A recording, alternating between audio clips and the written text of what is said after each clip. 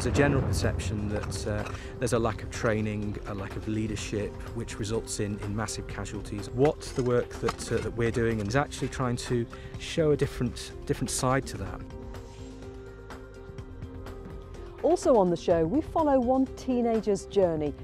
But first, when Matthew Ellis, Staffordshire's Police and Crime Commissioner, started in the job, he noticed his officers were spending a lot of time dealing with people with mental health problems.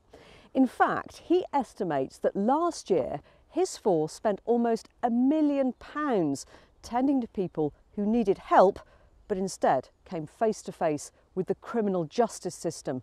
So we sent Sian Lloyd on shift to find out more.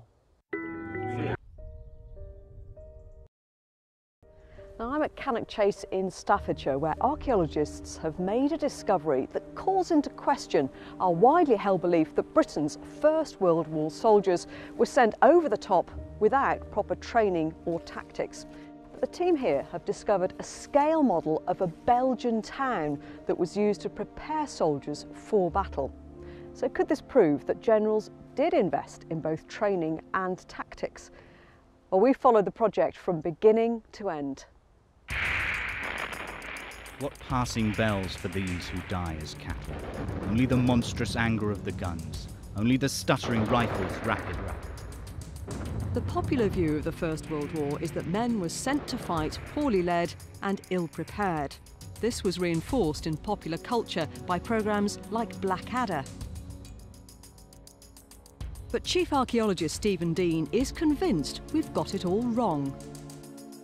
There's a general perception that there's a lack of training, a lack of leadership, which results in massive casualties on the Somme, at Passchendaele and places like this. What the work that we're doing is actually trying to show a different side to that. He thinks he can prove it by unearthing a replica of a battlefield. But there's a problem. He only has 4 weeks before the money runs out. He'll have to battle the elements to get it done in time. We're quite up against it when this sort of thing happens. It's week 1 of the excavation. Archaeologists are clearing a small section of the site. I'm really excited. It's the beginning of the week. They've been up there over the weekend, clearing scrub and what have you, so I really don't know what I'm going to come up against. What I do know is it's an absolutely unique site. There's nothing like it in the country, and we're doing something that's absolutely singular, so it's a really exciting time to be an archaeologist. This is what he's looking for. This photo, taken in 1918, appears to show a scale model of a First World War battlefield used to train troops for the front line. If the model is as detailed as he thinks, it could prove they did get proper training. The model is a mock-up of the town of Messines in Belgium. It was designed and built by the New Zealand Rifle Brigade, who were based at one of 2 huge military training camps on Cannock Chase during the war. It was drawn from their experiences of the Battle of Messines Ridge in 1917, one of the Allies' most successful offensives, and used to train troops for the front line. Look at this! That's really And nice. a lovely contour coming through as well. Oh, where's the contour? Yeah. There. Oh, fantastic. A week on, Stephen is already finding what he's looking for. We're in the centre of Messines itself, so we're stood in one of the open areas. To my left down here, we've actually got the market square with we think it's a horse bath coming through. Over here we can start to see the pond, which is one of the water features of Messines. We can also start to see the defensive lines, which are connected to cellars within these buildings. We've got the road network, we're starting to excavate the church, and we've got more water features to my rear. So we really are in the heart of it. The level of detail is incredible. I mean, this is why I think it's a great training feature, but more so, this is becoming an act of commemoration for me. But there's a problem.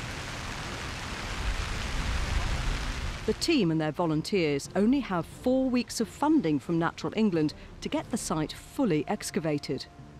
As you can see, on days like today, there's really nothing we can do. As soon as you go onto a monument like this, you start to churn it up. You know, you'll cause more damage. So we've called it off for today, and we'll have to wait and see what happens tomorrow. But the diggers fight back. Despite the unpredictable weather, a few days later there's been progress, with a large part of the site excavated. It's mostly down to the growing number of volunteers turning up to help. But the rain returns. We're always a hostage to the elements. We're quite up against it when this sort of thing happens. We've got a set amount of time, a set amount of money from Natural England, so we've really just got to try and get as much done as possible. But we'll just have to wait and see what the weather brings us. It's week 4 of the excavation. A surprise visitor turns up, bringing with him a revelation. So you're managing the dig itself, are you? Yeah. Ah. Lieuetenant Colonel Mike Beale from the New Zealand Army is based at the Commonwealth Office in London. Stephen takes him on a tour of the model and is keen to find out what he makes of it. What do you think? I'm amazed by the project, the scale of it, from everything from the number of people that are all involved in uncovering the old model, the model itself, and right down to the detail. It's just incredible. Shows the dedication of the individuals who were involved in producing the model at the time. And to Stephen's surprise, he reveals that these types of models are still used by the Army. Models like this are used in all militaries today still. The same principles are used right down at the section level. You know, section commander who commands 8 to 10 soldiers before an operation will use what we call a mud model, scratch out the geographic details to do with his plan, where they're going, to enable him to instill in the minds of those involved in the operation exactly what the ground's going to be like. So far from being sent to the front line with no training, the troops of 1917 were actually ahead of their time. Lovely to meet you. Thank you very much. Thanks for everything. Thanks for your time showing me around and introducing me to the team. It's doing such a sterling job. The 4 weeks are up, the money's run out, and the excavation is over. So after the long days and back-breaking work, with dozens of volunteers doing their bit and braving the weather, did they get what they set out to achieve? This tells us an awful lot about how troops are being trained. They're being prepared for the front, prepared for the trenches. It sort of goes against this idea of that we see maybe that's seen in Blackadder and things like that. You know, that troops are badly trained, badly led, badly equipped. That's not to say that that's not the case in certain circumstances, but by 1917 and 1918 we can see that with models like the Messines terrain model, that's not the case here.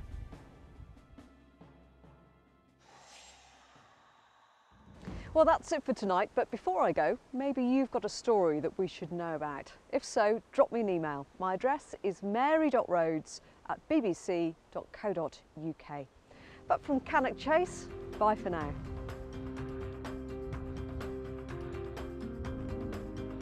Mary and the team are back next week at 7:30, and if you've ever had your